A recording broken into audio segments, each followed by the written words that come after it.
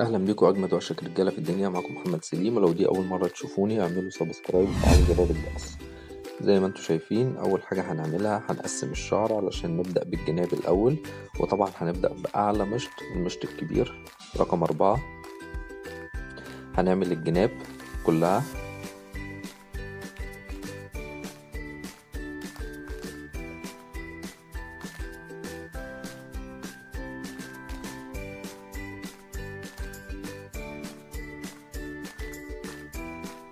وطبعا زي ما هنعمل الجنب ده هنعمل الجنب التاني.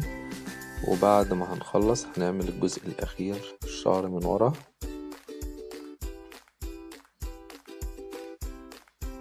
بنفس المشط رقم 4.